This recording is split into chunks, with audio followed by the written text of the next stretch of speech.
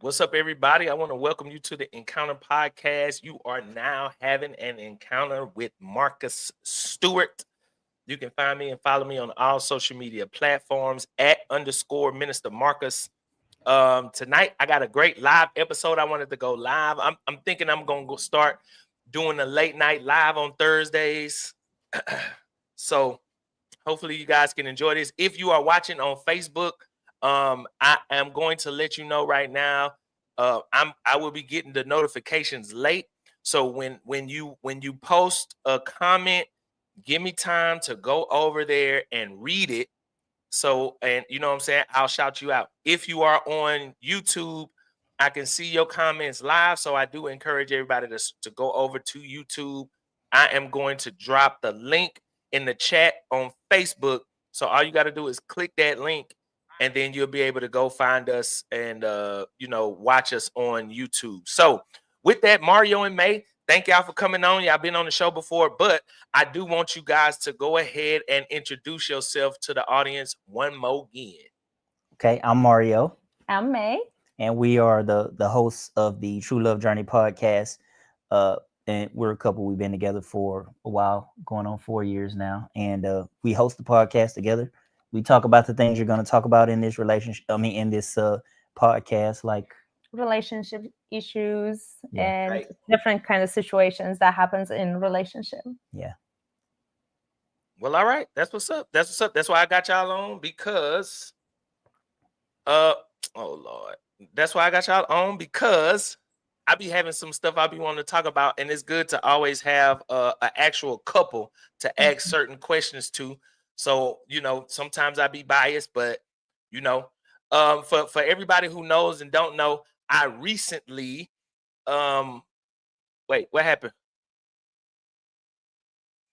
Where y'all go, Mario? I think their camera went out, but they gonna come back again.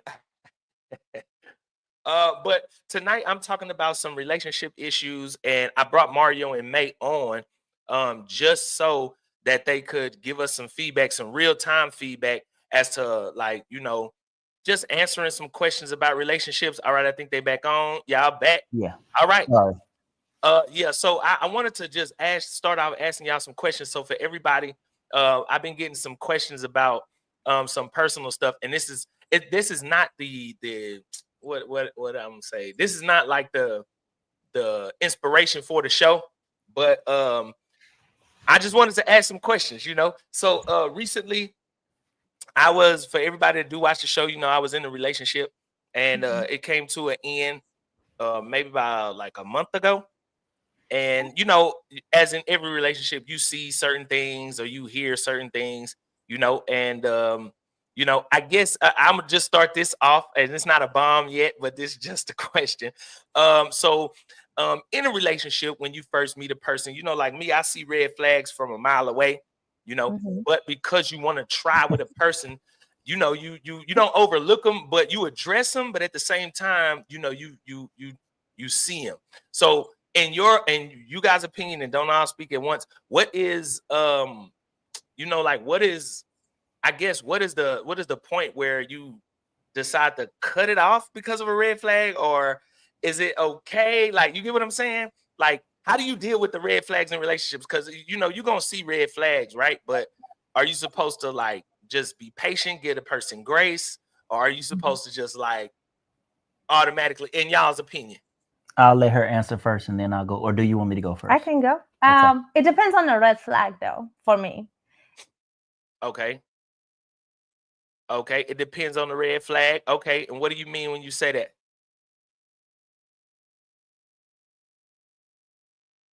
The very first year that you meet somebody, I do give that person a lot of grace, because it's time to getting to know each other, to understanding each other's boundary, to understanding, because as a human being, we want to push our limit to see how much we can get away with.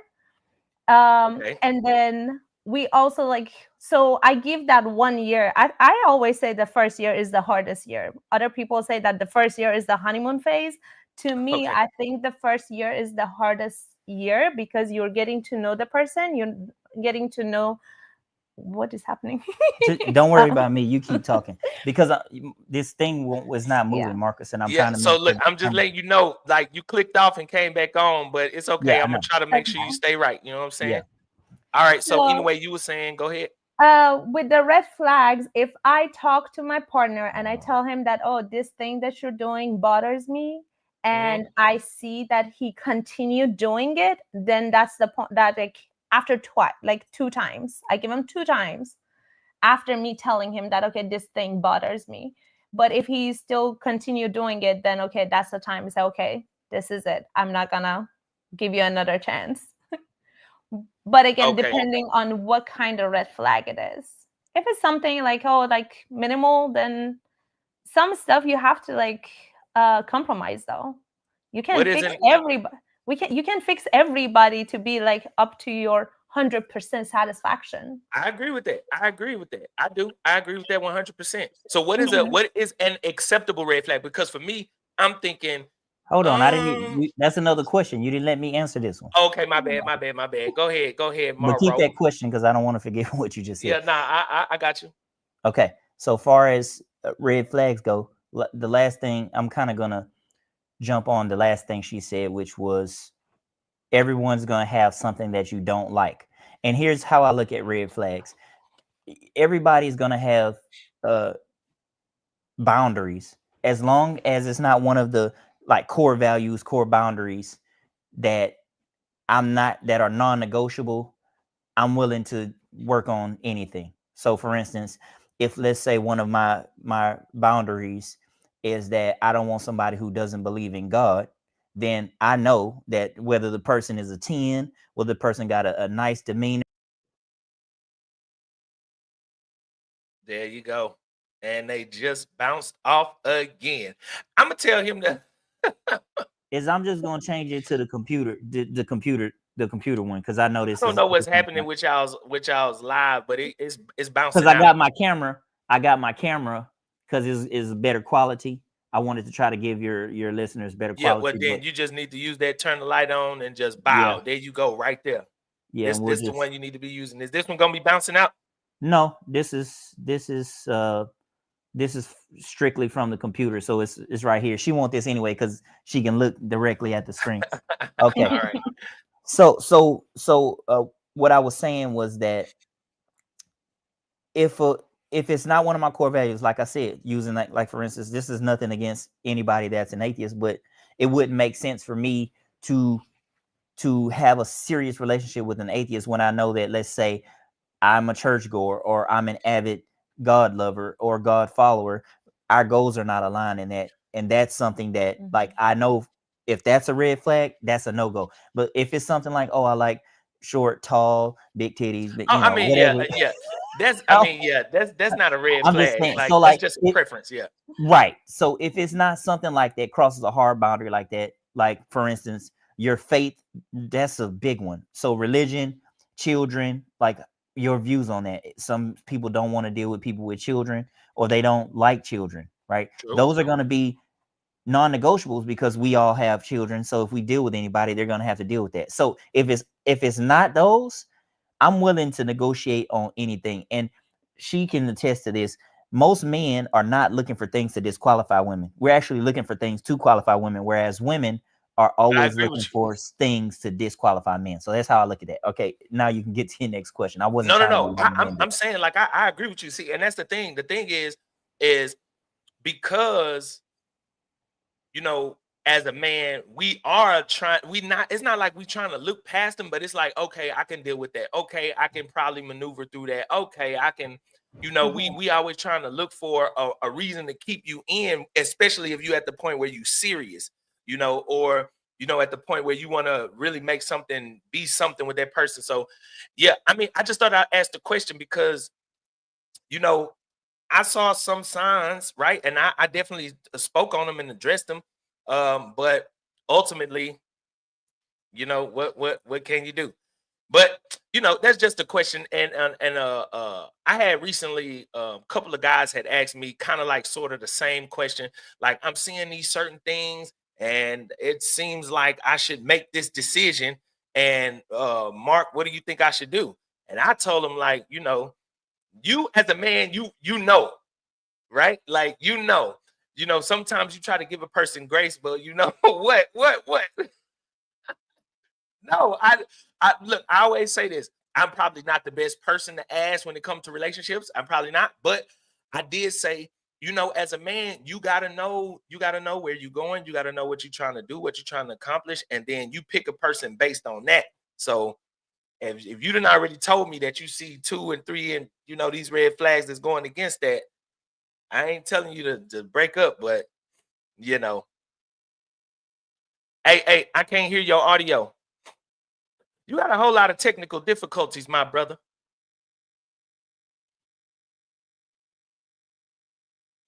I can't hear it.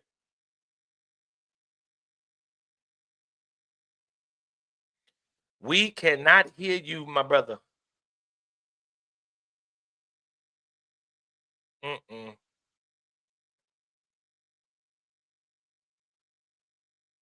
All right. Well, I got another question that I was gonna get to because I really wanted to get your feedback. What's going on with your audio, my brother? My brother. Brother. What's going on, brother? I can see your mouth moving, but we can't hear nothing that you saying. Brother, what's wrong, brother? Did your microphones go out? Oh Lord, Mario is having some technical difficulties. I'm sorry for this audience. Don't worry, he gonna get it fixed in a second. All right. Wow. No. Yeah, I can hear you. I see it. We just gonna have to use all the stuff from the computer. Just use all the stuff on the computer right now. Yeah, we trying to be high tech over here. It didn't work. It didn't work. And it's real low. It's real low tech over there right now. So just look. I'm a gadget guy. We got the whole camera hooked all up, hooked up to the computer. Then look, we got the wireless things going, but we have to go back old school. Whatever you got to do. All right. So look, next this question. Ain't gonna go out. How do you know? Nah. How do you know when it's time to let go of a relationship? When it's time to let go. When you don't how do have you know? peace. When you don't have peace. When you don't have what? Peace. Peace. Yeah. Because here's the thing. But what would you say? What would you say to the person that's like, y'all relationship ain't a relationship of chaos. It's just like, it's kind of like I don't know, because I don't want to say you have the same arguments, because sometimes you do have the same conversations multiple times, but that don't mean because it's there time was to let no go. final resolution. Okay. Right. You know what? I think as far as when to let go, this is the thing. There comes, unfortunately, men get to a point where they know what they want and have clarity in what they want, but that usually comes at the expense of a divorce. And then when you go through that painful experience, you have this epiphany. Hey, now I see so clearly I don't want this and I do want this. So in all my future relationships, I have that clarity, right? And so having that clarity, that means that when it gets to the point where that I see this stuff clearly, I can immediately see this ain't gonna work long term. And so, and here's the thing.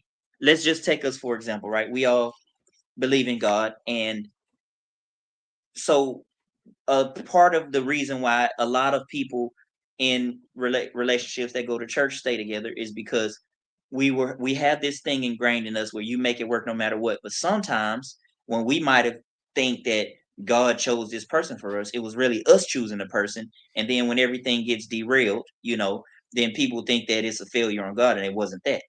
Sometimes the person just ain't for you. Because then when you meet the person that is for you, you're like, oh, everything clicks now. I realized that I was in the wrong place. Sometimes it just takes a long time to realize that. Now, look, I feel you on that. Because now we switching, because that brings another thought to my mind. Because for me, I counsel a lot of the guys that I, in our men's group to, like, don't have sex. You know, I think sex clouds the judgment. I think sex, you know, makes you prolong things that you probably would have cut off, you know, months before, or it would have made you make a decision that you was just procrastinating on, or it makes you linger longer than what you originally. So when you say that, my thing is, wouldn't you have seen that or known that? You know, if you like, right, a man, sometimes it does take heartbreak for it to click. That's kind of like what happened with me, right? But then there still was relationships after that that I lingered in, but I think it was because the whole sex part, you know, if sex wouldn't have been a part of it, would I have stayed so long? If there was no sex, would there have even been a relationship? What are y'all thoughts on that? Like, should a person be, you know what, how I feel? I think when you in a relationship, if you dating, you shouldn't be having sex with nobody, not because it's spiritually wrong, but because it clouds your judgment.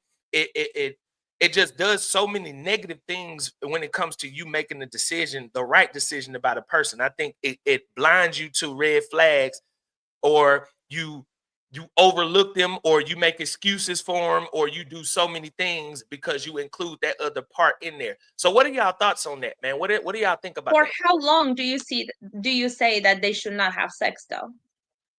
I think until you make a real commitment, in my opinion. If I can't commit to you with a sober mind without no added anything, then should I really be committing to you? That's how I think. I want to hear y'all's thoughts and opinions on that though.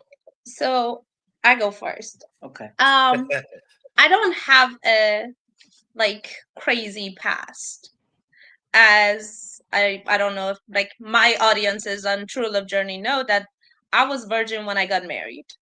Mhm. And Mario is the third person that I ever been with. So, but even with that, I say at this Shut up, man. I don't want to like commit to somebody 100%. I say like, oh, I'm gonna get married to you if I don't know that we are compatible in bed. All right. Because I want to know that part too before I am 100% committed to you. Okay. Before I say that. If So I, go ahead. oh, I'm sorry, my love. I didn't want me to. No, interrupt you. one other thing that I wanted to say about your last question, because I didn't get to say anything about like when do you know to leave? I think with every relationship you learn something, and you learn something about yourself that okay, this is something that is now non-negotiable for me.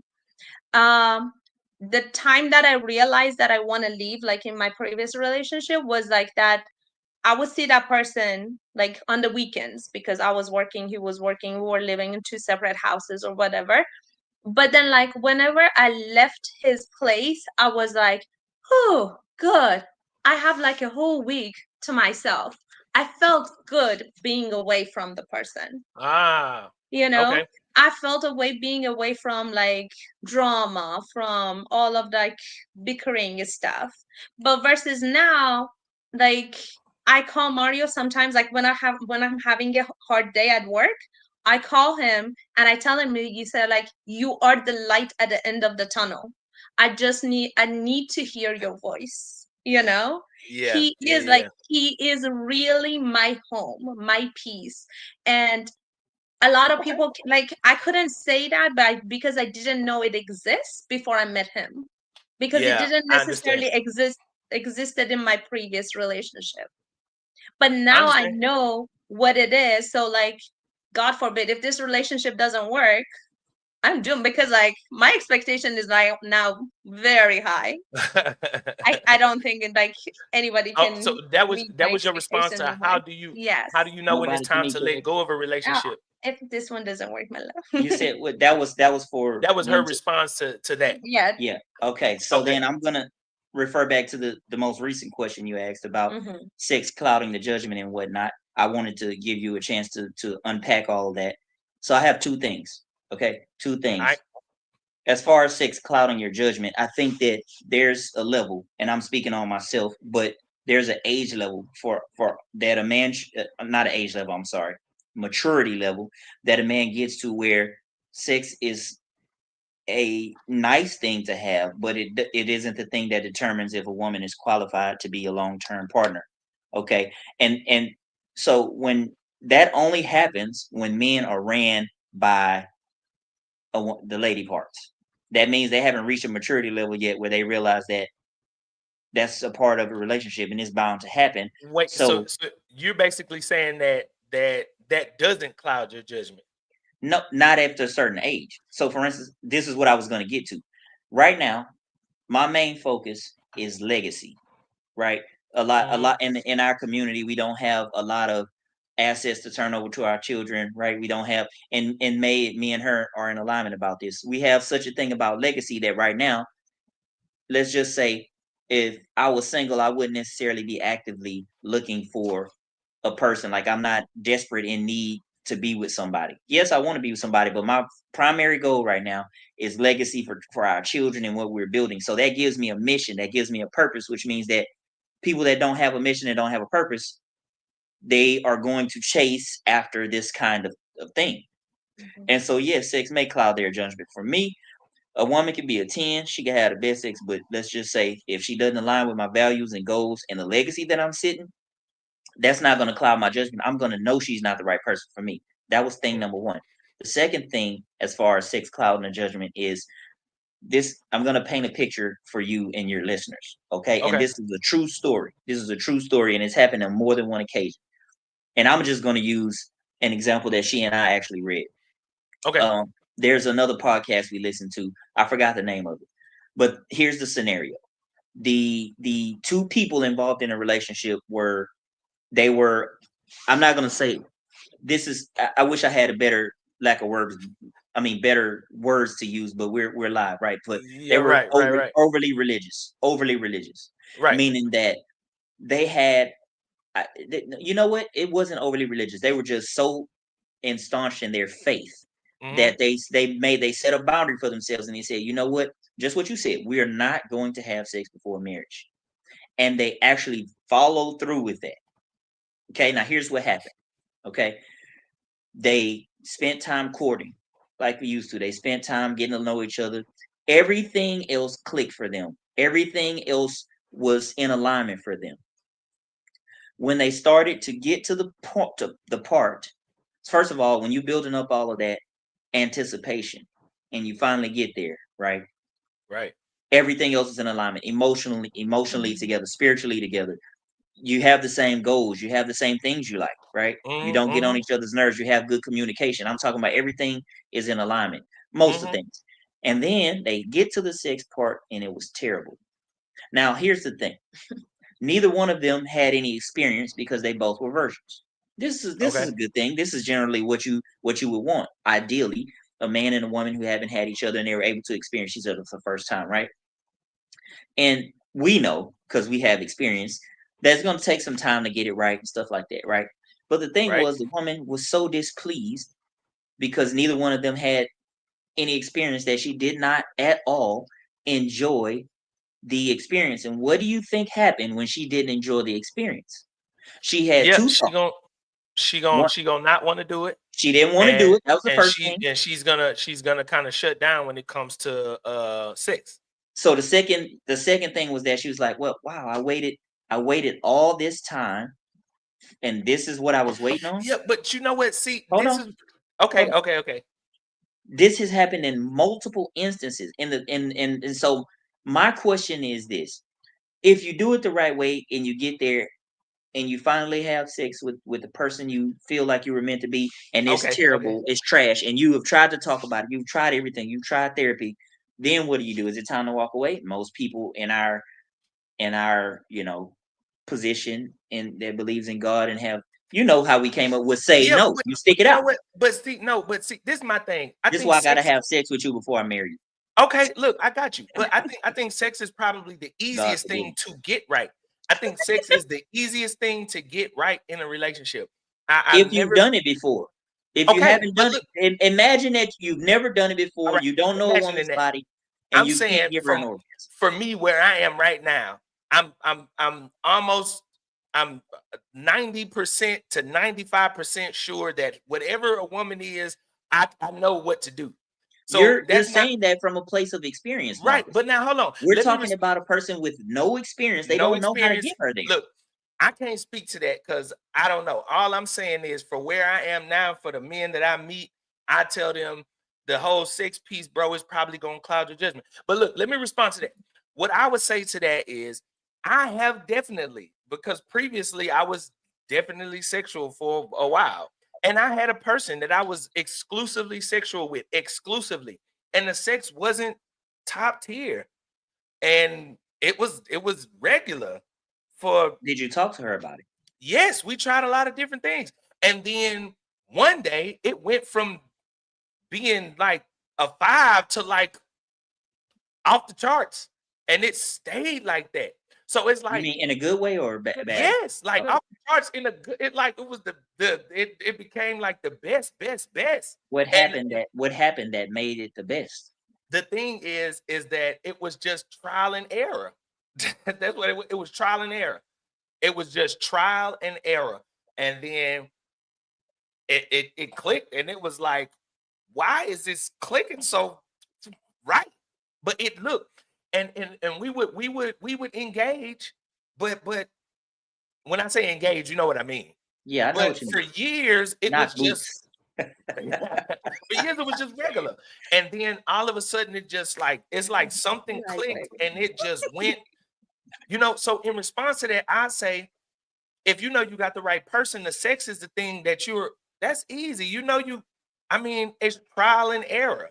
So like that's what I would respond to with that. I mean, you But that will be only just if they don't know what to do. But what if one of them sex drive is like very low and the other one is very high?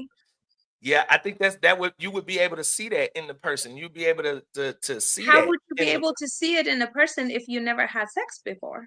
Okay, I'm not talking about a person that haven't had sex before. I'm Hey, talking that was about We're not talking of no. Hold up, that was gonna be When my you talking haven't about- had sex before with that person. I'm not Okay, talking about right. virgins. right. If I haven't If had you sex with never that had person, sex with this person, how would you Right. know if her sex drive is high or low? so for And if me, it's compatible with yours? I would answer that question by saying this.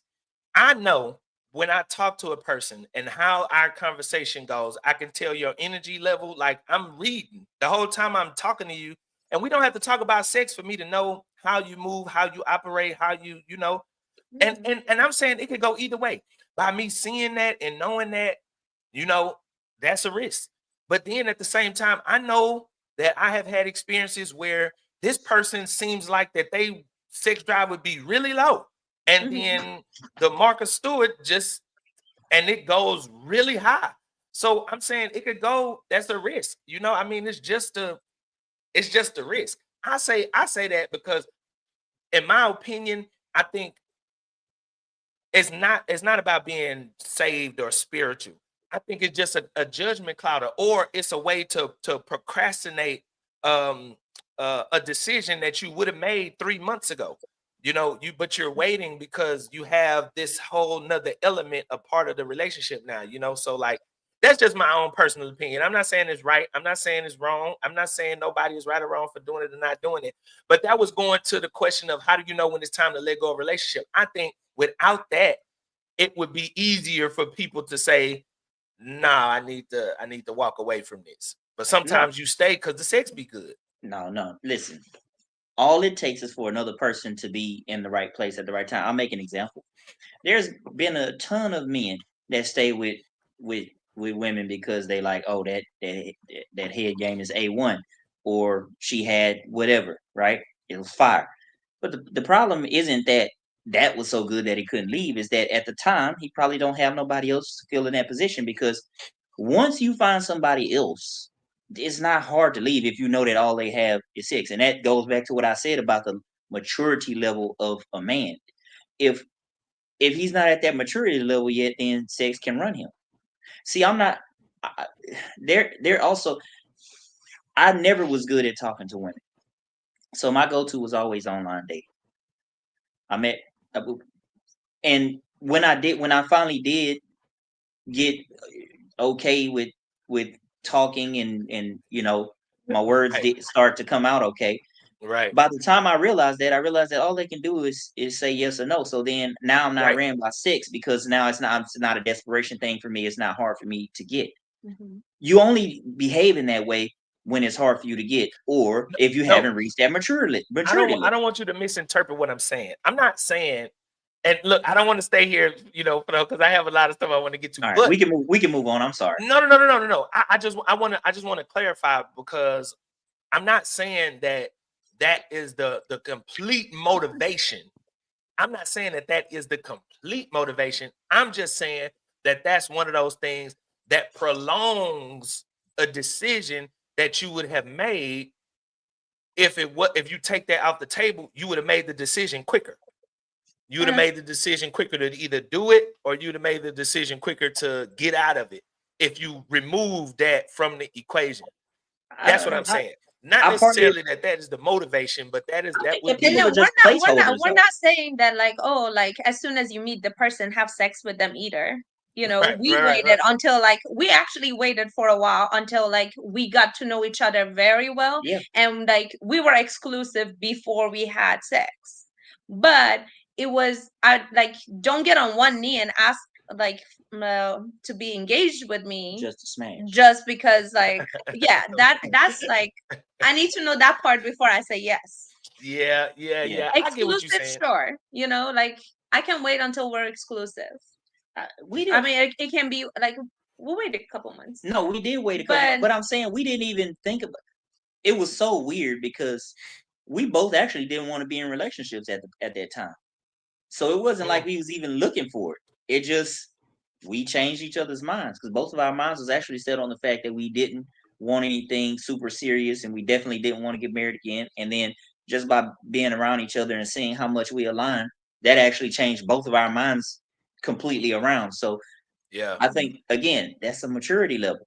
The men who still run after women and all that, they haven't got to the level of maturity, if you ask me, of where they realize that's gonna come when you talk to a woman. You don't have to I agree with you. So I partly agree with what you said about would they make the decision sooner? I think absolutely. Men that's less mature, that is something that would determine their decision. But for me, it doesn't matter if the sex is good. If you're not a good person, I'm out. Yeah, but see, that's what I'm saying. That's the gray area. Look, there are people. Okay, for example. Yeah, maybe you're right. Look, for example. I'm sorry, I'm keeping you on this subject. You said you wanted to move on. I'm saying I agree with you partially. Like you saying you agree with me partially. I agree with you. I agree with you partially. I partially agree. I think that you would definitely break it off with a person that you're unsexual with quicker if you saw that it wasn't going nowhere.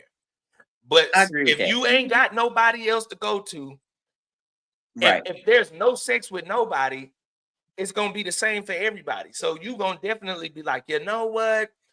There's no reason for me to stay here. And I'm thinking maturity and legacy, right? Like you, but at the same time, like, I'm probably not gonna be wasting my time here. So boom. And then for me, it forces me to ask myself the hard questions early. It forces me to ask myself the hard questions. It forces me to probe. It forces me to question. It forces me to, and then keep myself under control.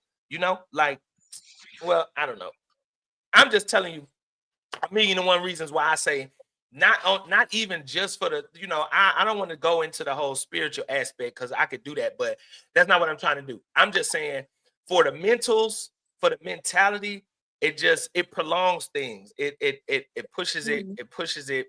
It just makes you prolong decisions that you because some people just get confused between the love and the lust. Yeah. You think so? I agree. Yeah, that changed my mind completely. So yeah, I agree with you. All right. Yeah, don't agree. Don't. I'm not just saying that. If I disagreed, I would tell you. But she makes a good point there. And this is why it's good to have conversations around this stuff, because when you hear other viewpoints, it helps you to think about these things in a different way. Yeah, you know what? And look, I gotta say, I've heard the horror stories too. People wait, they do it God's way, and I don't like to put quotations around that, but they do it God's way, and then they get there and it's like, man, the sex is just not. Pull up Facebook, see if somebody asks questions. I've seen both sides. I've seen both sides. But for me, it's the decision that I make, because I made a lot of bad decisions when it comes to relationships. I make good decisions when it comes to relationships too. But you know, for me, I feel like I'm clear without it. I feel like my mind is clear. My decisions are sure. I'm certain on certain things. You know, there's no gray area, especially when it comes to discernment. You know what I'm saying? So, Mhm. like, yeah, we were talking about, you know, how do you know when it's time to let go of a relationship? And I definitely think sex factors into that. But So what all are right, you gonna do in your next relationship? What's your goal? the goal is marriage. I want to have a Yeah, wife. but Like, I like want to be you're not wife. gonna have sex until you get like you propose. Is I'm that not gonna have. realistic in today's age? Is that realistic? Absolutely. Yep. I ain't nope. At 20 years. Marcus. 20 years. 20 years. Marcus. If you get piped, it's 20 years. I'm just telling Marcus. you, look, it's no way. Come on, Look, man. Mario, you know, look, I'm being honest. And I know we live, right? But Mario, the woman's anatomy is never gonna change. That Right. means it's not a question of whether it's gonna be good or not. It's just a question of Oh, but men's anatomy can change. So the woman also need to know if y'all good or not. As far as anatomy changing, I mean, like as far as like but see, that's what I'm saying. So like being able to perform or not. oh I'm yeah, not gonna go. I'm yeah. not gonna go down that rabbit hole. But it's just like, I mean, come on, Let's go to man. your next question. I have look, I Let's have go to your next kids. question. Let me say, okay, I'm gonna say it like this. I've had kids. I had kids when I was in high school, and I had kids when I was married. Then I had another kid after I got married. And all of those times in between, once I got to a certain, once I cracked the code, it is. I mean, I know it's gonna be what it's gonna be. I know that, you know, I know it's gonna be what it's gonna be. So like I get it. So it's not one of those things. I'm really just I don't know. I think in order to be married for a long time, you know, you gotta be able to keep yourself to yourself. I mean, that's just me. Who knows?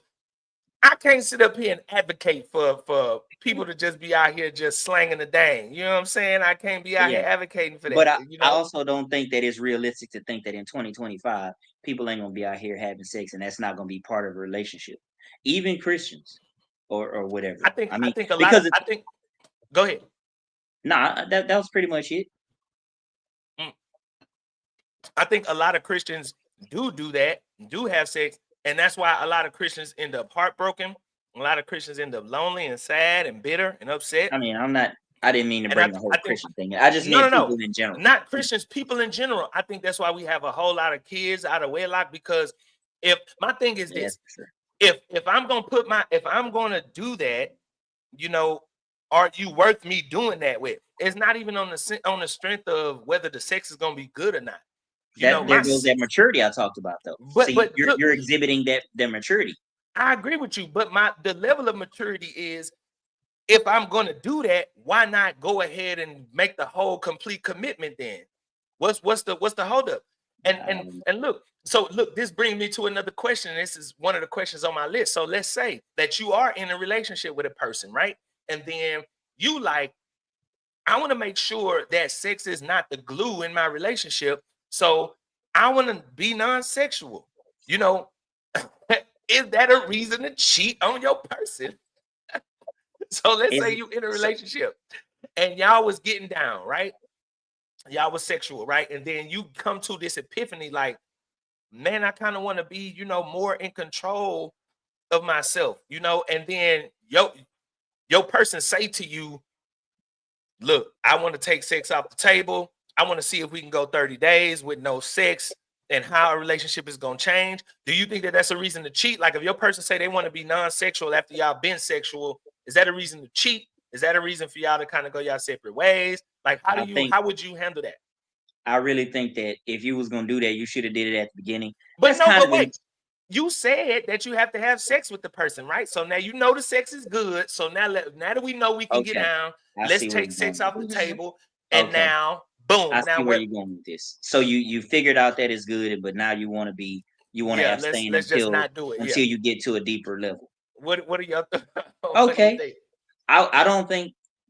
I'm sorry. No, Did you go want? ahead. I don't think that saying that is a reason to cheat, but I do think that you're definitely inviting some unhappiness in there, because once you sit, it's basically like the saying that how you start is how you have to finish. And I would respect, let's just say, if she said that, you know, hey, I want to fast for 30 days because my relationship with God, this is something that I want to do. I would respect that. Now, if she said something like, you know, 90 days or I don't know, until we get married. I don't look at it as like a number of days. But what I'm But saying you is, getting to what I'm you getting to what I'm trying to get to. if we started that way, and then you say, I want to do this in honor of God, and because that would be the only reason that I Not in honor of God. Let's now oh, God just is always want to have present. control. Sorry, just because you I want to just have want to make control. sure that sex is not the reason for us waiting to do something or not doing something that we should do. I want to Okay. make sure that sex is not the reason why we stand together, or I want to make sure that sex is not the reason that we're prolonging getting married. You get what I'm Then saying? you On then both you should sides. put a time limit on it, because it's unrealistic to expect a person to wait for a long time after you've already had sex and after you already decided to be together. Okay. So You put a time limit on it. I I'm do sorry. think that it should be an agreement, because if you guys are already Okay, together, okay. it has to be an agreement. You have to Right. come up to an agreement that, okay, both of you agree to. And then I don't think there is no good reason for cheating in my book. There is Okay. never a good reason for cheating. If you Okay. want to like step out, then just let your partner know, break this off, and then go do whatever you want to do. Okay. But as far as like, oh, like being 1 month or 2 months, or we're just gonna test our relationship because this is just a test for our relationship. I think any relationship should, like, if it's a real relationship, it should last. Like, that should not be an obstacle. Like, for example, like, I'm going to visit my family in Iran. I'm actually going for more than a month away. Right. So would that be a good reason for me or him, like, to cheat? No, Right. absolutely not. You know? That's a specific situation though. But even like if we're together, that goes to still. my point. That does go to my point. That goes to my point, because whether you mature or not, in your opinion. So just hearing what you're saying, Mario, and I didn't hear your opinion on this, but maturity is what's supposed to keep you as a man from making a sexual decision, right? But what if your girl is gone for a certain amount of time? At what point then does the maturity break to just being horny? That will never. Do you break. understand what I'm saying? I do. I got two trains of thought on this. The right. first At thing what is, point then, does maturity, like, okay, I'm mature, but I'm still hot. So like, if you used to getting it and you ain't getting it, then boom. At what point does it? You get what I'm saying, right? I do. So, Good questions though. Yeah. I'm just asking, bro. I'm just asking. I like it. So, in her, I have to use a real life example. She's going to Iran for about a month and a half or something like that. And we've had this conversation extensively. She asked me, what are your boundaries? What can happen when you leave? Not so much for her, but so much for me. Like, if I'm gone, are you going to have an eye for other women and stuff like that? And we both came to the conclusion that this would be a great test for our relationship, because we didn't pretty much went through everything else, but being apart from another for that long, seeing if we both can abstain and stuff like that, for me, is not a hard thing, because I've never been aligned with somebody the way I'm aligned with her. And also, again, at the beginning of our relationship, neither one of us wanted to be married, and now our minds are changing. We do want to get married. And I wouldn't have made that decision. I wouldn't have made that conscious choice if I wasn't able to abstain. Right. And that's one train of thought. Okay. So I would have the discipline to wait forever. It's not going to be a year. She's going for a month and a half. It would have to be some extenuating circumstance like that where she can't help it.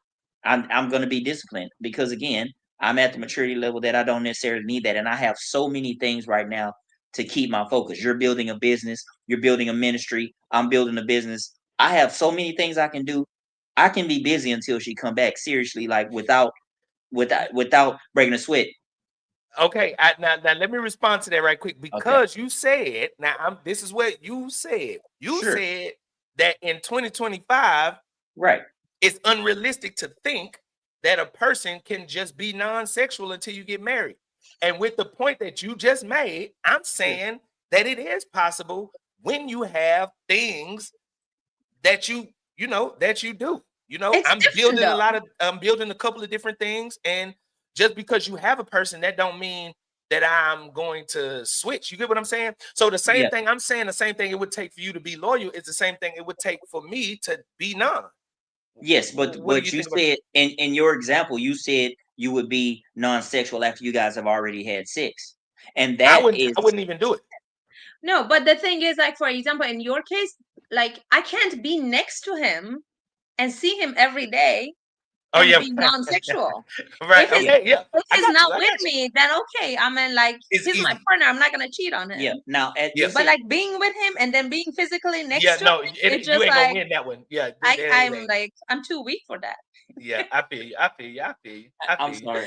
I'm trying to Everybody get too better at weak. not It's just a interrupting you. It's just a certain amount of time before if you being with somebody, like if you live with somebody, it's gonna happen. It ain't no But then, way like, you gonna the get thing around is, like, the whole, like, my vacation that's coming up, we actually talked about it, and I brought it up because, like, the relationship between Iran and America is not great.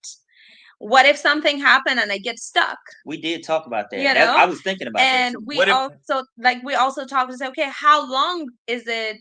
Like, what is our boundaries? How long we're gonna wait for each other? What if, like, my return is to be announced? Like, we don't know, you So know? see, and So.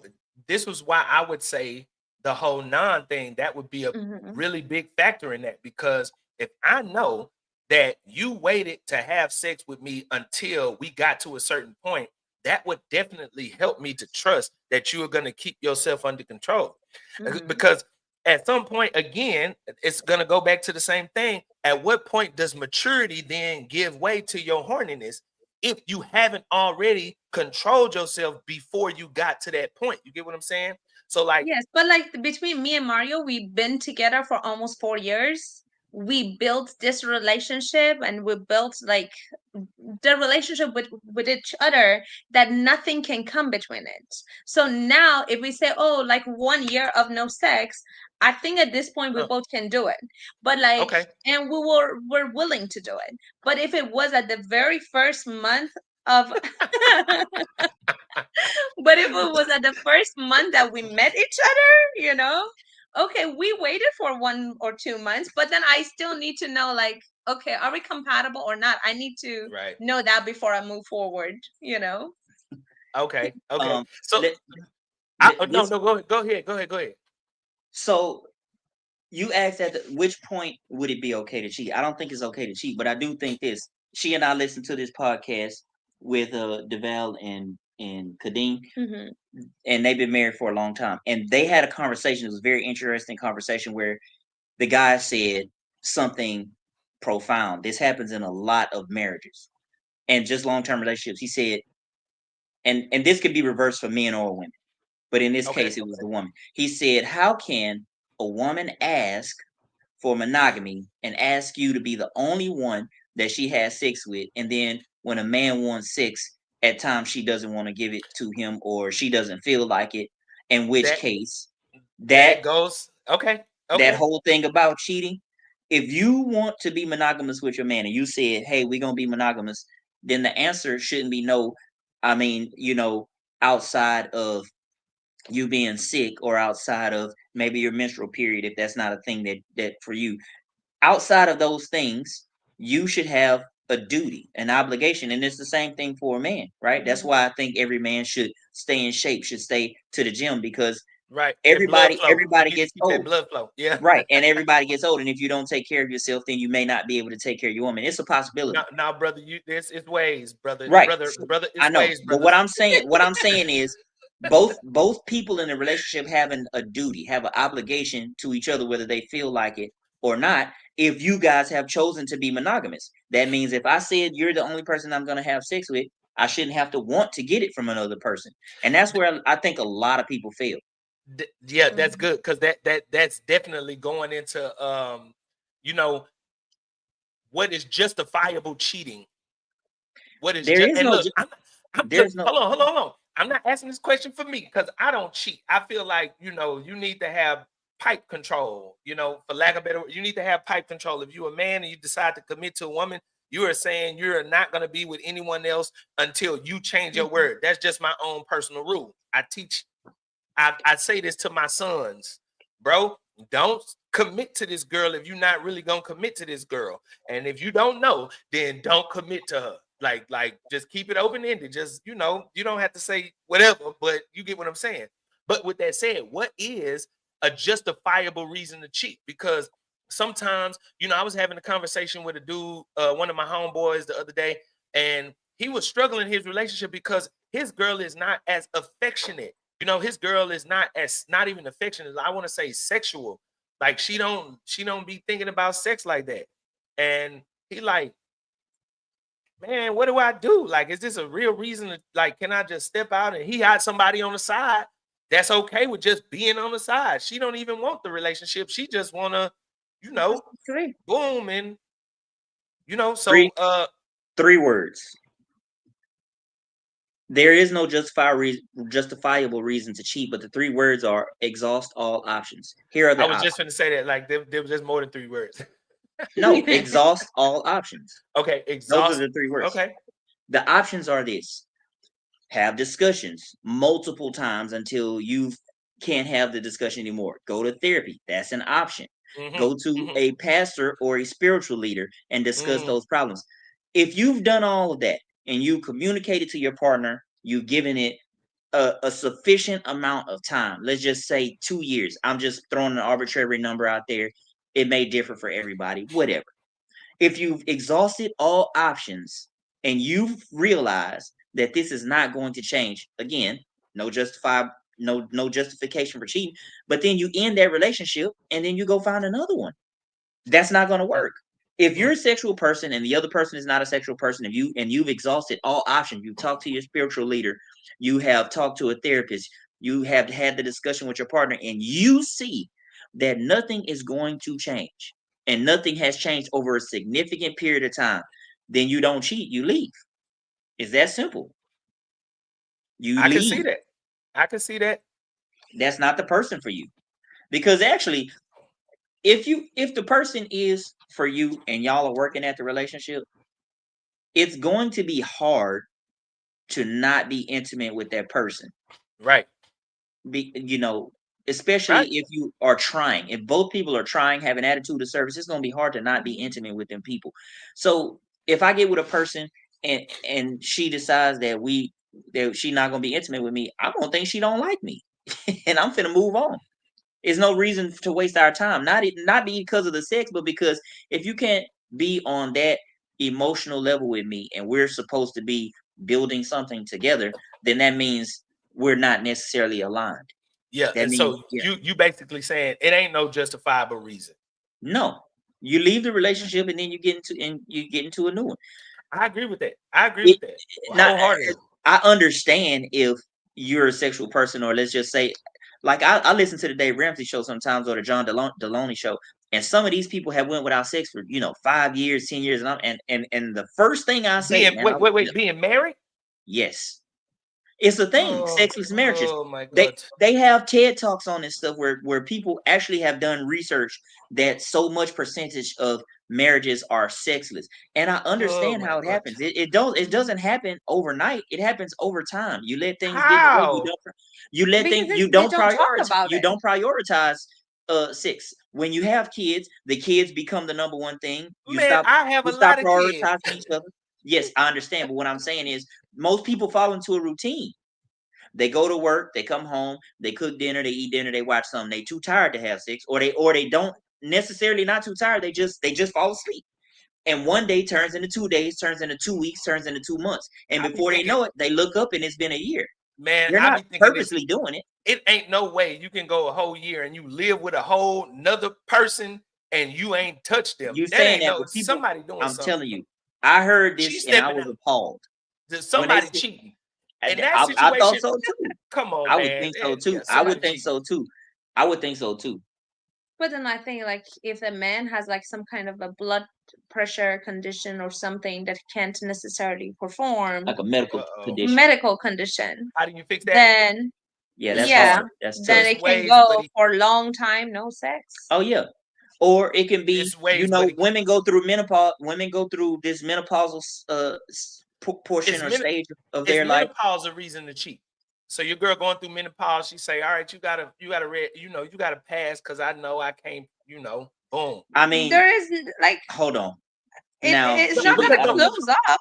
Well, Yeah, no, okay, because so I there's I other asked this things. because women There's other things they you get can mad do. at a dude, right? Because he can't perform. But what about when a woman can't perform? Right. You There are know, other things you I can don't do. think there is any time that a woman cannot perform. There are other things you can do. You got other hoes. I'm just kidding. No, I'm just No. playing. That's totally a joke. But That's completely a joke. I mean, for the Well, menopause, a we do simple not lube condone.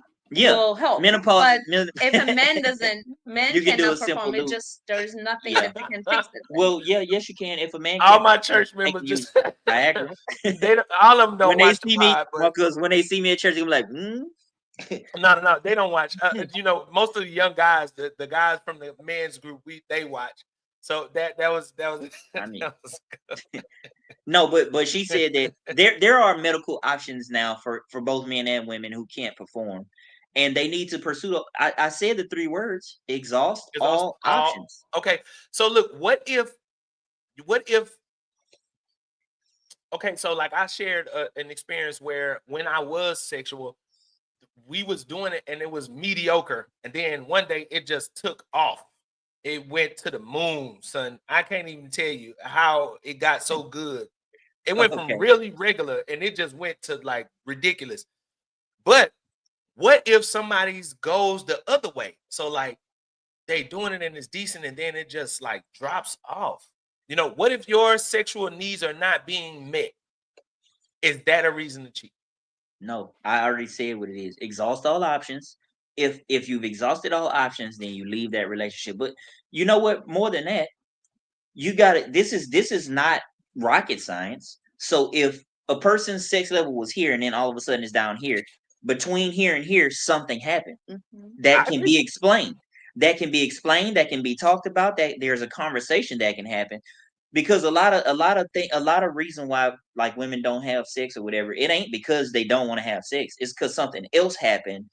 For instance, let's say if there was you cheated before, or there was some infidelity, or let's just say it's something that triggers a memory for her, and when that memory triggers, she don't want to be touched, she don't want to be held, because the feeling, the thing that she remembers that's associated with that turns her off.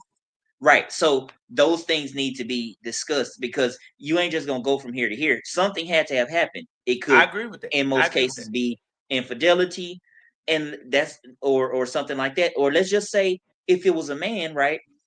And let's say he just whatever, he fell into depression, he got into bad shape, and now as a result, he can't perform like he wants to. Now that would add even more depression, because he can't please his woman. That makes him feel like less than a man, and then he spirals down into this other thing.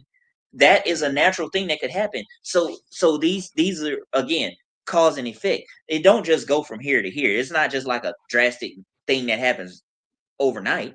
Something happened, and that's why I said exhaust all options. And you know what? A lot of people, because they don't want to hurt their partner's feelings, they won't have these discussions right away. They let it fester, they let it build up until it gets to the point where they either don't talk about it, or when they do talk about it, it becomes such a big argument that they just would rather have peace and leave it alone. But then that animosity is steady building up. It's steady making you not want to be with the person or be around the person. And again, if you've exhausted all options, you don't cheat. This is what you say. The last ditch effort is say, look, I want to agree with feel you. I feel like I'm about to bust it loose with somebody else. I mean, we got to do something.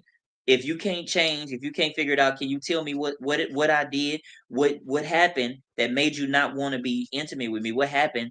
Because I'm on the verge of wanting to cheat or leave this relationship, and I want to fix it. I don't want to do that. If people would have a heart to heart with their partner like that, a real conversation, and get to the root of what's causing that. Because it's not that they don't want to have sex. If you was having sex before and now you're not having sex, it's not that they don't want to have sex. Something happened. I think Yeah. the main thing is the communication. Like me and Mario, we talked about it. You say, oh, every 3 months, we're going to just sit and talk about what bothers us. You know, what Yeah. is something that we did that like really bothered us? What did you like? What did you didn't like? But then we are to the point that I guess like we're discussing this every night. You know, Every oh, night. like Yeah. we kind of do. Yeah, we can. I mean, We don't let very much, anything way linger. often. I think Very that's a much good thing. often. I think that's a We have a really rule good about it. thing. So as yeah. soon as something is like bothering us, we tell each other right away, away. but like in a calm manner. You Right, know, right. it's not an argument. We talk about it, say, hey, baby, this thing that you did, I wasn't necessarily liking it. You know, Right. It made me and it's feel this way. most of the time is like such a simple thing that it can be fixed right away versus Right. that, oh, if I sleep on it and then like for example, I'm an overthinker. If I sleep on it, tomorrow is gonna get worse. Yeah. You know, Right. versus that, oh, if I resolve it right now, then it's done. But then I Right. think a lot of these marriages or these relationships that end up to be like sexless or like their relationship kind of falls off is because of a lack of communication. Yeah. And you think the root cause is the root cause is the lack of communication. Yeah. Mhm. Yeah, Yeah, for I sure. can agree with that. I can agree with that. They start You know what? resenting each other. Yeah, I can 100% agree with that. I can definitely. I think cheating starts with lack of communication. Really, I Lack. think It starts cheating. with lack in general. Yeah, yeah, but I think more so. I think communication is the non-physical way to connect with your partner. And when you don't have communication, you can't connect. You can connect physically without connecting the other parts, and the physical will feel good, but you still won't have that, you know. And I think that's why I think communication is like one of the main most important things in your relationship. And again, so look, this is alluding back to what I said in the beginning. The whole no sex thing forces you to communicate.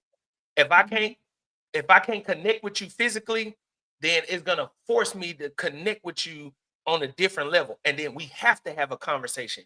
We have to, like, you know, or at least in my mind, that's what it would, you know, bring me to. But I do agree with that. I agree with that. Like, you know, you gotta be able to express that. I say this: fury cannot be the fuel.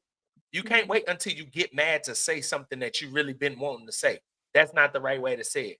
You can't let no emotion be the fuel for you to say what it is that you need to say. You need to be able just to communicate that. You know, that's good. That's really good. But do you think that the people that have like the perfect like wife or a perfect husband and everything is so good with them, they won't cheat?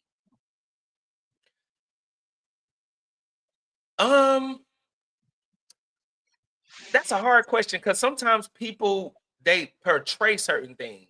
That's what I was gonna say. It's not Yeah, always what it looks like. yeah, you can't tell by what's on the surface. It's really you never know. You would think that these people have a perfect relationship, but they may have just been trained to, like, you know, mask well. They probably both came from the home to where I know it's not good, but I'm gonna make it look good. And then, but we know at home we don't like each other. And a lot of people live like that. You know, I'll be that's out. Deuces. yeah. But see, but I can't again, live in no unpeaceful home, man. I Yeah. can't do it. I think that has a lot to do with the way you think, logic and reason, you know, and you know what you can handle, and then personal experiences, right? So Yeah. you already know you're gonna be cutting the cord like quick if it's Yeah. something that's one of your non-negotiables at you Yeah. know, at this point in your life. Yep. So I heard the phrase of 80-20, that like for example, men and women, they have their partner, there's the 80%, but they're looking for the 20% outside, you know?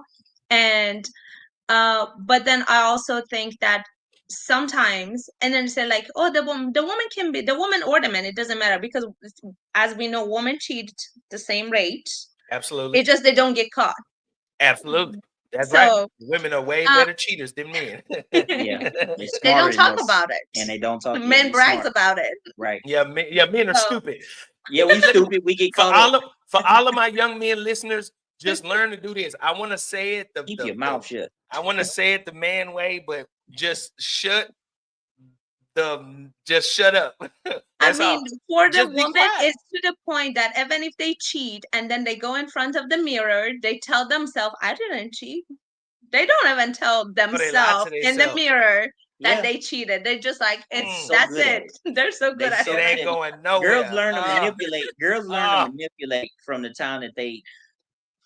So Mario, I'm gonna tell you this. This is one of the things that I learned from women. I learned this. I used to. Well, I don't want to say it over live, but there was a time that I only went after a certain type of woman, and she couldn't be single.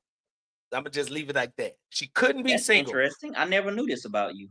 right? But what I learned was women speak in such subtle ways, and to learn the way that they talk, the way that they speak, the way that they respond, body language, the way that they like. When I say this whole sex thing for me is a different level, is because there was a time, bro, that I really just picked apart just how they move, how they think, how they act, how they respond.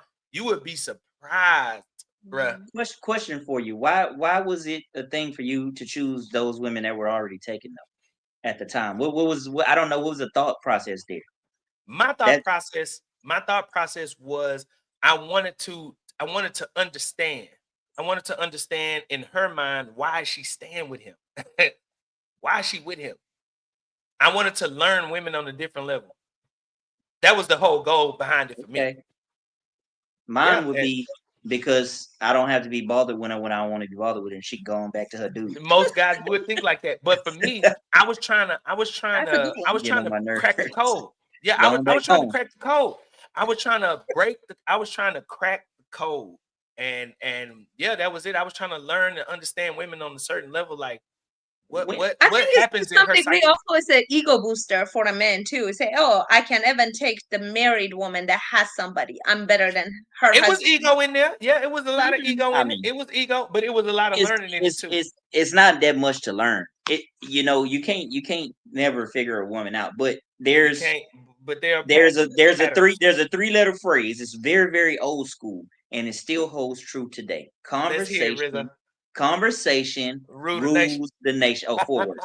Conversation rules the nation. Listen, if you can have a good conversation, you can talk a person into anything, especially That's women. look, it works until, like you said, maturity with men, it works until you meet a certain type of mature woman.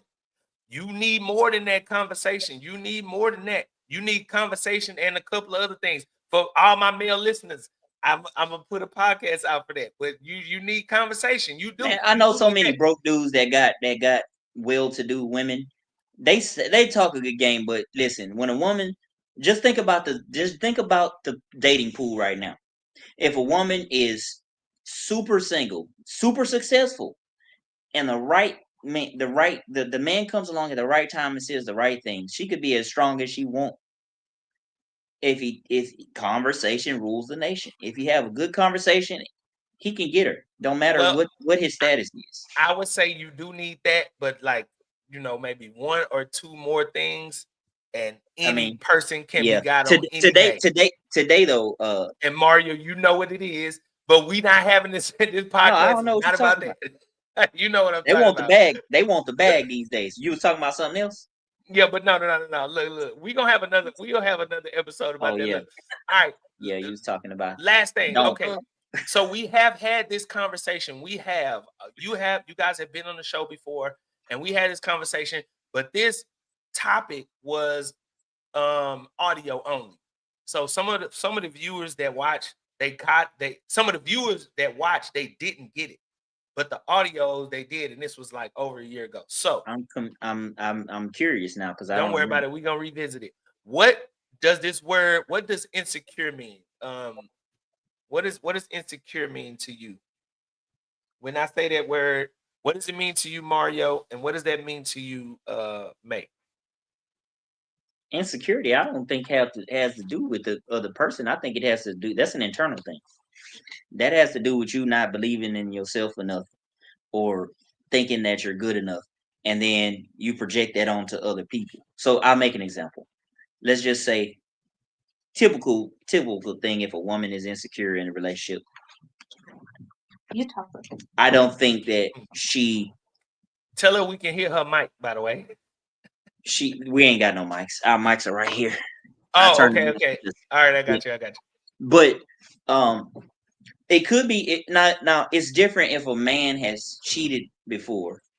You can't call that insecurity. But let's just say if nothing Right, happened, right. all things considered, nothing happened, and then she have a trust issue. That whole insecure thing just means that she hasn't.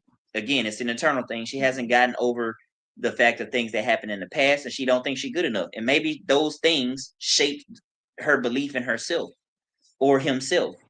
That whole insecurity thing, again, it's an internal thing about how people think about themselves. I don't think I it agree. necessarily has to do with their partner. It starts with them. And I once agree.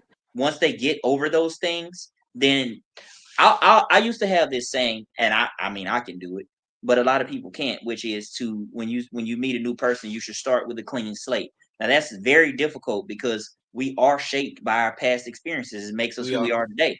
And so you can want to start with a clean slate all you want, but let's say if in the past you see this certain behavior leads to this pattern, well, you're obviously going to behave in a certain way when you see it because I've seen that in the past already. It's hard to start with a clean slate.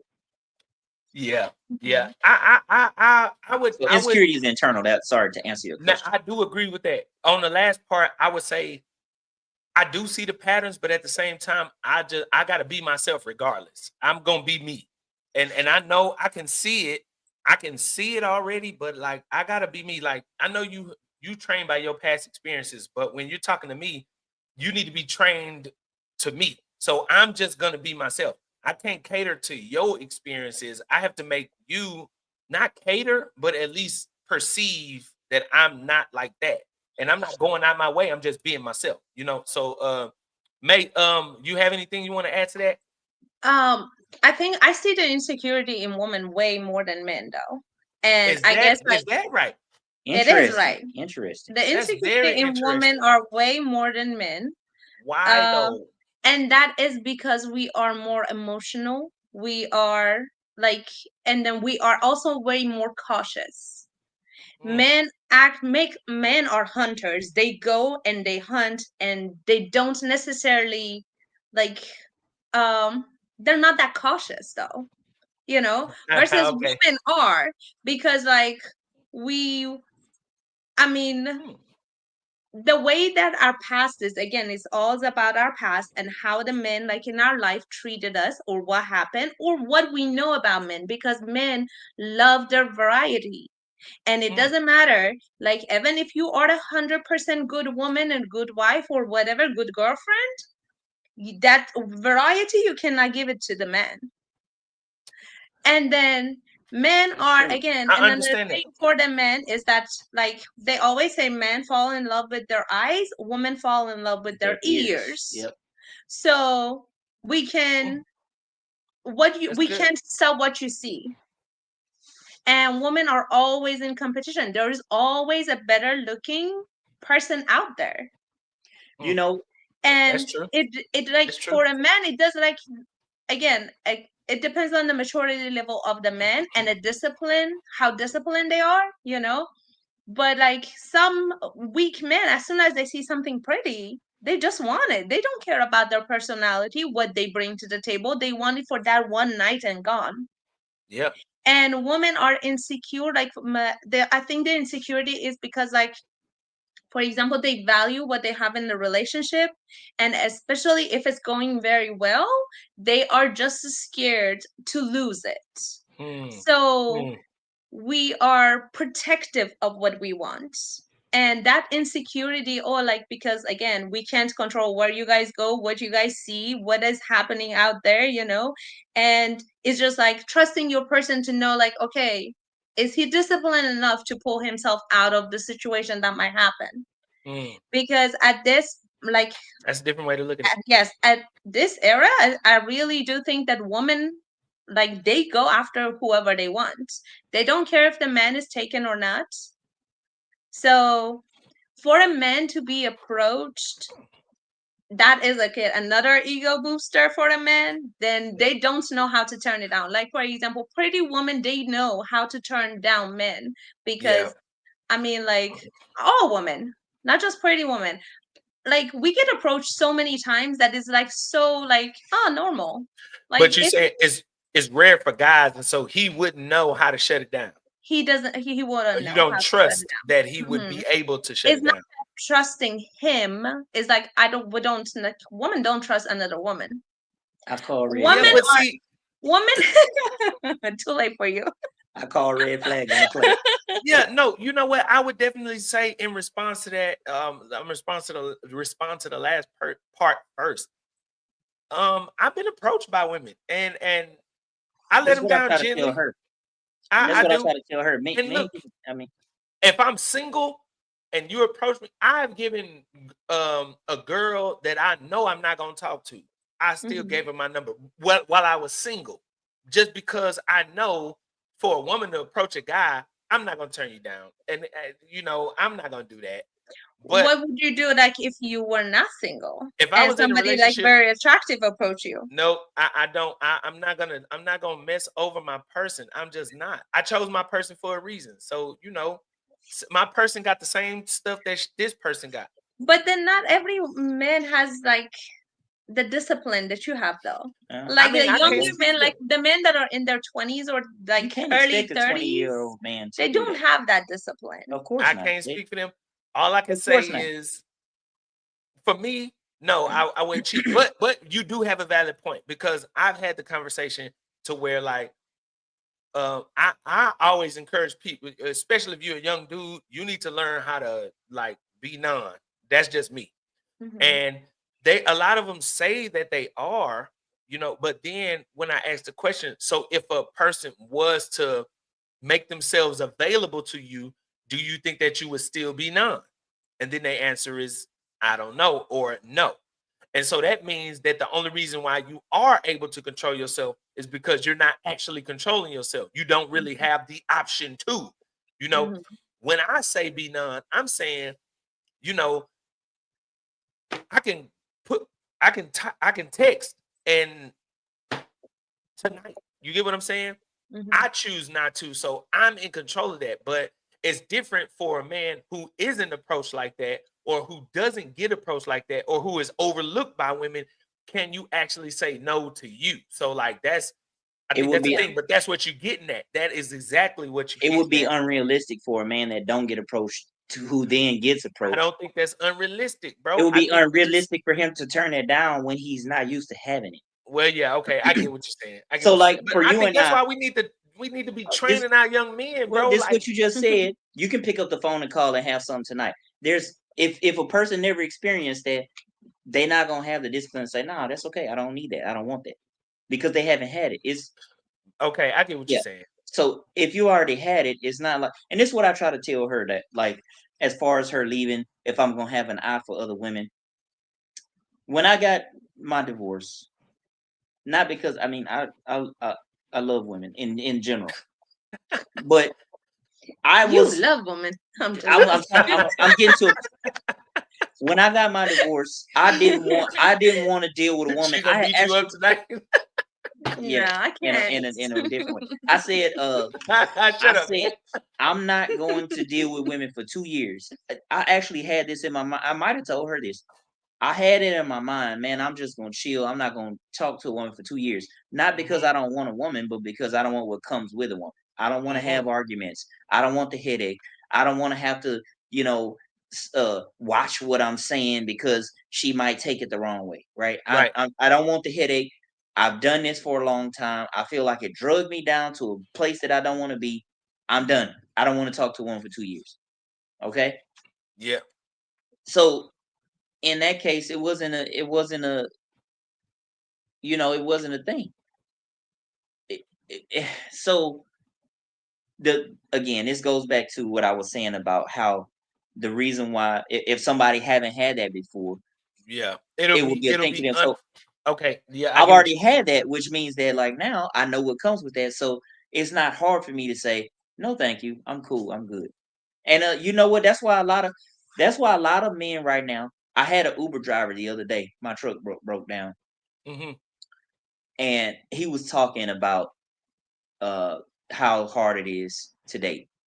And I've heard that from a lot of guys, man. But you know what he said? The same thing that a lot of guys are saying is that I'm voluntarily choosing not to date because I don't want to deal with X, Y, and Z. And so a lot of men are jumping on that train and getting that thing where, you know what, it's not worth it, my sanity, my peace, just to have woman or just to have some whatever you want to call it. Yeah. It's like a trend that's happening a lot in today's, I guess, dating marketplace, if you will. I have definitely heard that. I have definitely heard that from multiple sources about the frustration of trying to date. And that goes back to the original conversation of, do you think that factors into a man's or a woman's level of insecurity? Do you think that for a man, because I've heard from multiple men how frustrating it is to try to date, you trying to make yourself into this person, and then you get to the dating field and it's just like, bro, like, all y'all women are after a certain this, and that ain't even what it is. It's like y'all chasing the fairy tale, and the dude is right here, and you gonna shoot me down. And I'm like, so do you think that factors into a person's insecurity? Like what May said about being approached by a girl. So if you approach a guy that you are really interested in, most of the time, when you approach a person, I don't know why this is, it's very rare that you're going to approach a person on your level. Sometimes people approach me, come on, man, you like 60, or you don't go to the gym, and it's obvious. I'm gonna tell you what, boy, if I was about 20 years younger, boy, see, but I want the 20 years younger, 20 pounds lighter. Bertha May show you some things. But you get my point. But with that said, though, do you think that factors into a person's level of insecurity? How much do you think that factors in to a person's level of insecurity? If they was a striking at least 5 out of 10, that would help their insecurity. But I come insecurity up to you, I'm confused. Insecurity. Do you mean like maybe not the word is insecurity, but do you mean like their Trust? Like confidence is what I was gonna say. Confidence, right. But I think confidence plays a part in a person being insecure. I mean, they don't have the level of confidence because they hey, you know something weird. She said that it's not weird, but it's weird. What she said is true about women being more insecure than men. This is something that, like, when there was one period in my life where I was just dating, I didn't want a girl, and some of the most beautiful women, and she does this. And it completely, like, she'll put on something, and bruh, when we go places, man, dudes be looking and all that, man, they whatever. But in her mind, she thinks she looks fat, or she'll say like, I don't think this looks good, or babe, did you see this pimple? I don't even see half the stuff until she pointed out. Matter of fact, I don't see none of the stuff. And she says I'm biased, but I'm saying, like, let's be real. We can set some women in a setting, and they'll appeal to a lot of different men over a large range. But those women, the most beautiful women, are often in their mind, they think less of themselves. Like, they think, oh, she has a firmer butt. Oh, she has bigger tits, or and they think this stuff in there. Men are not thinking this stuff. Women are thinking this about themselves. I'm gonna say and this, that adds to their insecurity. Yeah, I mean, very to a certain point, though, and May, you can respond to this. I think there was a period in my life where I only went after women who I felt like I couldn't get. I went directly at all of my own personal insecurities, with all of the things that I have going on in my life. I'm gonna shoot my shot at the prettiest girl, and I'm gonna try to figure out what I can say. I'm gonna just try.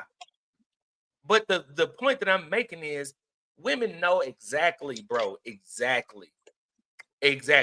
I go to the gym all the time, and a woman knows what she's wearing, and she knows what features are highlighted. She does. And you don't know that. You just know, oh, she look good. And you like, oh, if I go, she ain't gonna talk to me. And I would shoot my shot anyway. And she gonna have to turn me down. And then we'll say, you know what? Okay, well, yeah, when you see me, say hi tomorrow. My name is Marcus. She gonna say hi, Marcus. And then in 2 more weeks, I'm saying that to say a woman knows she dressed a certain way because she know. A woman know what she doing. I mean, come on, Oh, man. she dressed a certain way because she knows, huh? No, but no, I'm I'm gonna have say to just her not wardrobe. on that Oh, level, we go but out together, she baby. it's like she can look at herself in the mirror and say, I think I look good. Now, if y'all have been together for so long, she's definitely waiting for your verbal, you know, Yeah. accolades because you her man. But May, what do you think about that? I do think like a lot of women, like when they like, I seen it. A lot of women when they go in front of the mirror, they look and say, "Ooh, like I'm fat over here. I have like this," and then but then I see men going in front of a mirror and say like they take off the shirt. Yeah, this Yeah. looks good. That looks good. Men Most are men very don't- confident. Most men don't do that though. They just don't care about they. I mean, most of them. I They. mean, you look at your muscles too. Yeah, but hold on. Say like, Listen, if a I man see got my a, if a stomach man is got a, going in. if a man got a rhino eyebrow and a big pimple right here that never went away, he knows that he got that big pimple that never went away, and he just learned to accept it. And just like a man know that, a woman know her features, bro. Mhm. Okay, I mean, So it's just, I think it goes back to like women wanting to be perfect for their men, you I know? get that. So when we see something imperfect, we want to like, I always want to work on it. Like, for example, I always told him that if like when we see some people and that they wear like dresses that were too tight for their body type, you know, I told him, said like, I.e. please. muffin tops. Yes. I told him, said like, I love you and I know you Yeah. love me, but don't you ever let me leave the house if you see my clothes are not fitting me right. Like, I'm the person to I tell don't you want, with love. yeah, I don't want to hurt people's eyes, you know? I just like, it's not. So like, Bro, she's an alien. What woman says, "Let me know if I'm getting fat," and actually will go work on it? She's an alien. I'm bro. sorry, She's not but from- I would definitely I am that guy. No, but I'm a nice that's guy, but I no, get what that's you're a saying, though. difficult conversation. Yes, That's for never most an women. easy conversation with a woman. I'm telling Yeah. you, she's an alien. She's not from this planet.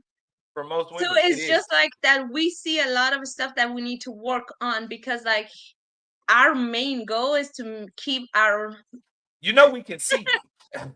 Oh, keeping our men's eyes on ourselves, you know? indeed.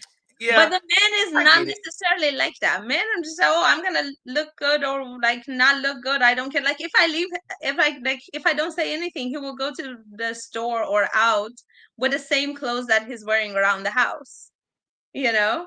But if I'm going somewhere and he's gonna be with me, I'm gonna make sure I'm cute, even though if I'm going to get gas and come back. Like Oh, so you can keep his attention, is what you're saying. I can keep his attention. Okay. If I'm not What going about to the the women gas that station If I'm going with like, you, all right, maybe we're going everywhere together to keeping your attention. no, don't try to walk this back. All right, last question. Do you think a good relationship can help a person's insecurities, or do you think a good relationship can change a That way person's with me. insecurities? Well, nah. No, it can help. Definitely can help. I think that I think that it's, again, back to what I said. It's an internal issue, and if it's not fixed, nobody can fix that for you. Can it help if The you have a supportive? consistency of your partner can help it. though. Okay, I might agree with that, but I still think that that's a terrible thing to have because nobody can fix it for you. So, for instance, if you have, let's just say, if you're a woman and you say, "Man, I'm swearing off all men are dogs, all men are cheaters, all men are Right. this," I Okay. can't help you with that because Right. your mind is already made up. You're already insecure to a level that I can't fix. And a lot of Right. men try to go in there and fix women. You cannot You fix can't. that Yeah. stuff. Yeah. Which is why I say again, it's an internal issue. And for me, if you got an internal issue, I'm gonna try to help you with it. But it's a limit to that, you know. Yeah. You know, But then a lot I of agree men, with you. but then a lot of men, when they come out of divorce, they all think that, oh, I don't want to get in a relationship because like I don't want to deal with drama. I don't want to deal with misunderstanding. I don't want to deal with a woman because of this, because of that headache. But then not knowing that some women don't necessarily bring headache. That's true. Like That's as I man- said, she completely changed. Listen, But you know what? That's the she that's complete. the Yeah, that's the hard when part. you align with the right person, that really can make all the difference. And I did That's- have those thoughts. That is, You but know? that's the hard part though. The hard part is like getting yourself out of that mindset to where everybody is like this, everybody is like that. You know, all women are like this. It took me a long time because Yeah. even when I came out of the relationship that I was in, and I was really in love with this person, but when I came out, I was like, it ain't no way I'm gonna be able to open myself to nobody like that ever Yeah. again. And And you're stubborn, and you were for a long time. But I really have seen the growth. Like yeah, I but was, like I now, would be surprised, to be honest with you. I mean, now I actually want that. But imagine the mindset that I had. And then a lot of those mentalities was just to learn them to use it against the women. You know, like I'm learning y'all, but I'm doing this so I can win in the end, not to really just be loyal. I You mean, know, it's a game, bro. You got to right. play the game to win. But the point is now that my mind is like, I actually Until do you get want married. that. I actually do Then it want to ain't be a game. married. I actually do want to do that. You know, now I'm able to use all of my things for the good. But, you know, to a certain level, I think if you are with a person that has insecurities, you can't change that, man. Nothing you say, nothing you do can change. It can probably help a little bit, Yeah. but I doubt if you can change that. It depends on the level of insecurities, though. Some people have insecurities that they shouldn't even be in a relationship. Like you need to go to therapy.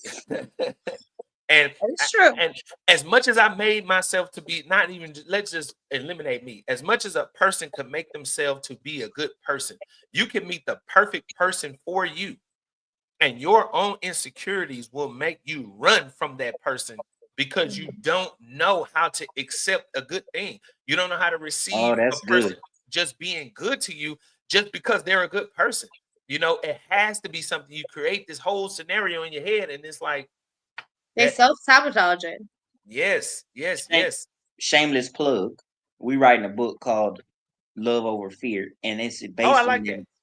it's based on that exact thing, because we actually at the beginning we thought it was Too good to be too true. good to be true. We thought it was a farce. We thought, like, there's no way. Like I said, she an alien.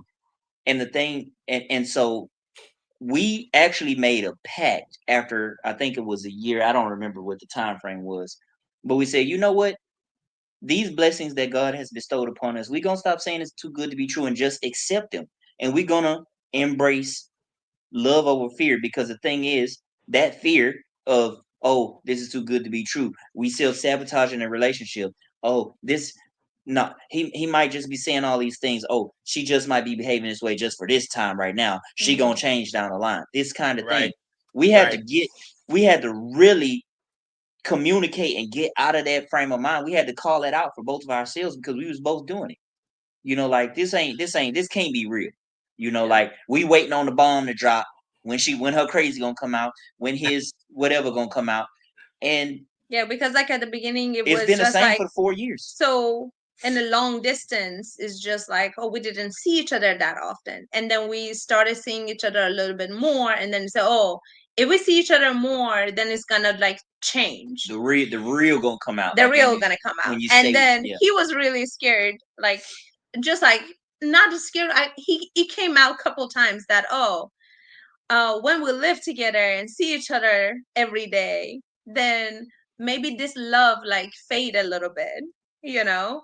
But Yeah. then, like, when you keep telling yourself it's too good to be true, then you are like looking unconsciously, you're looking for something to go wrong. yep, Mhm. Then we started changing our mindset and saying that, no, this is just a gift from God. And instead of telling ourselves that this is too good to be true, no, it's too good, and God give it to us as a gift. Let's just cherish this gift. yep, I So like that. now we're always looking for, okay, there was a reason for God to give me this. There's this is a gift from God, and we're looking toward, like, we're looking for stuff that are good in a relationship, not to self-sabotage it. I got you. I think that's a good thing. I think that's a that's good thing. also why we started that podcast too, because, well, one, because is a relationship building thing for us. We have fun doing it, and we joke on there sometimes, but also we realize that people are going through all these relationship issues, and it's true that it doesn't have to be like that, and it's not like that for everybody. And just want to give people hope that you can find the person. I mean, good. I met her on Bumble. You know what I mean? I don't know if she Mhm. wanted me to tell that, but so every situation that you can think of that people say doesn't work, there's another situation where it did work. So, Hmm. for instance, people say online dating don't work. Well, I met her for 4 years and we gonna get married. There's people can say, oh, well, you've been all men cheat, right? You just haven't been with a man that don't cheat, or you know, Yeah. these kinds of people are conditioned, and then so they never go away from that conditioning because they haven't either seen better or they haven't experienced better or Experience. they haven't given themselves the opportunity, Mhm. which goes back to those insecurities about, again, it's an internal thing. And I also do, like, I'm gonna add the whole thing that some people say, once a cheater, always a cheater. Yeah, you said that. Yes. Yeah. But no, but then I also said, I think that I have absolutely no room for cheating. Like, it's a non-negotiable. If you cheat once, that's a strikeout amount. So Yeah. because, You like, gonna for come back. example, no, but like, but then some people say I'm that, just oh, kidding. if you cheated in your previous relationship, you're a cheater and you will cheat again. I don't believe in that. I think that you are totally different person in a different relationship, depending on your partner, depending on your age, depending on the situation. That is a So, very so big variable. what happened in your previous relationship is not gonna like be what gonna happen to this relationship. Yeah. So if you cheated in the last relationship, something might happen, but then, like, the whole thing that once a cheater, always a cheater, I think that work with the same partner. If you cheat on that partner, then you might cheat again if you Well, get away with it. I can, yeah, you know what? I can understand when you say that. I think that is just a difficult thing. You can't hold a person accountable for their past if you're in their Mhm. present. So you can't do that. But you know that the capacity to cheat is there if there has not been any growth or maturity or progress. So I would definitely respond to that like that. At the same time, though, you can't just hold a person to that. So like, yeah, I think you're right. I think that you're absolutely right. You are absolutely right about that. And I think if I'm not gonna say a lot, but I definitely know um that relationships are destroyed because of a figment of a person's imagination, for It's lack of a better figment, word. not figment.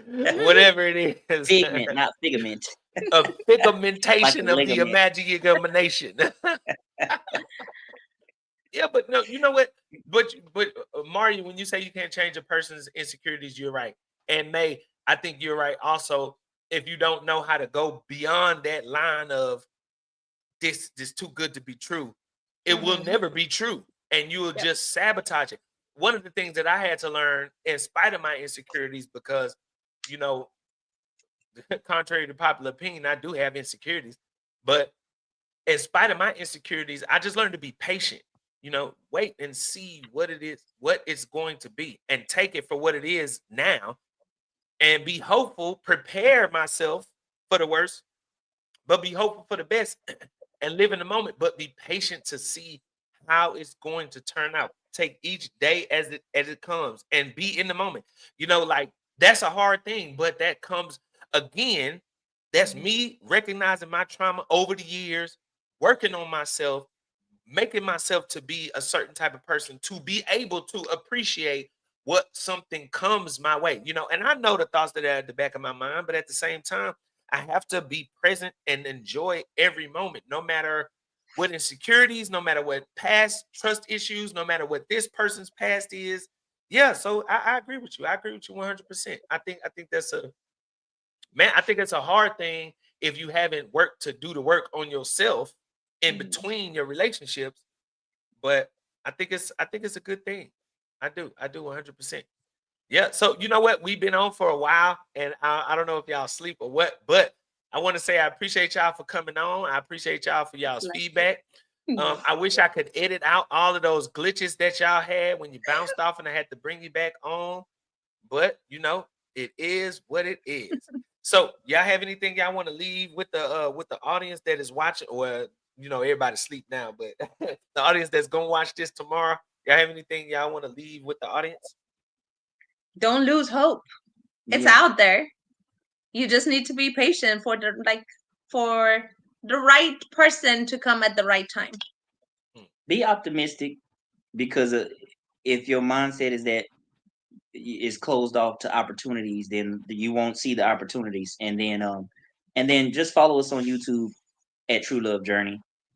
We chronicle our journey, a lot of behind the scenes stuff. We do a lot of podcasts talking about some of these kind of topics, and hopefully it can help somebody. Like Marcus, thank you for bringing up these conversations, because maybe somebody will hear it or see a clip or something, and it might change their perspective on things or give them some hope. I got a whole lot. Go ahead. I'm sorry. No, I'm good. That was it. Seeing how relationships that are successful relationships look, seeing how that looks. Right. And that's definitely one of the reasons why I did want to bring y'all on, because I wanted to ask the questions when it comes to relationship. And just like me, I was in a relationship and it fell. And I'm not gonna say it was one person's fault or it was the other person's fault. I'm gonna just say I know more people with failed relationships than lasting relationships. And I'm sure that they have some of the same questions, you know. And so it's not necessarily that I just, you know, don't know, but just for someone who doesn't know, I want to bring somebody on who is in a relationship that can actually speak to these things. What is the mindset like? You know, what are the challenges like? You know, and I do have a couple of other questions that we didn't get to. So, you know, I'm definitely gonna be bringing y'all back on, but I want to help relationships, man. Like, you know, I want to, you know, keep the love alive, man. I feel like everybody is breaking up, everybody's getting divorced, everybody ready to walk away, and it shouldn't be like that. I think sometimes we have unrealistic expectations of what a lasting relationship looks like, what a lasting relationship feels like, what a lasting relationship is actually like. And to bring someone on who, you know, who is in a lasting relationship, I think it'll just be helpful for the audience. So thank y'all so much for One coming. thing that they need to know is like two people are, when they come to a relationship, they are different. They are brought up differently. They have different paths. There is going to be a lot of conflict.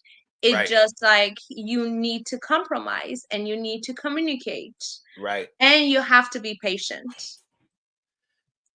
You can't not find not conflict, but friction maybe is better, because like, just because you grow up different, or you have these different values and or stuff, experiences. yeah, Mhm. those are things that you can kind of talk about and work through. So I wouldn't say, I would say more like just a difference. What the words I use? Friction. Friction. Yeah, friction, not conflict. So yeah, well, I can agree with that. I can agree with y'all. Thank y'all so much for y'all's time. And you know, you've been watching the Encounter podcast. You have just had an encounter with Marcus Stewart. And I want to say thank you guys for watching. This is going to be aired on my channel. Look, guys, especially for my young men, you know, you're gonna have a new episode next week. I've been doing this cleanse for everybody. We going live with it next week for all the brothers, for the challenge that I'm starting next week. So be on the lookout. Thank y'all so much for watching. I do encourage y'all to email me, Marcus Stewart at tgmchurch.org, for your questions. If you didn't like something or if you want to rebuttal something, email me. Now, I will tell you, if it's curses in it, if it's not funny, I will not read it. nobody care what y'all saying, man. If it's funny, I'll read it. But if it's not funny, don't send me no cursing emails. I'm just gonna delete it. I'm not gonna read it. But I do listen. I do read those comments.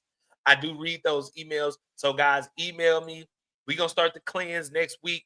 Get your body Is that right. a drink? The cleanse you talking about, a drink? Yes, it comes from this book right here, Cleanse to Heal.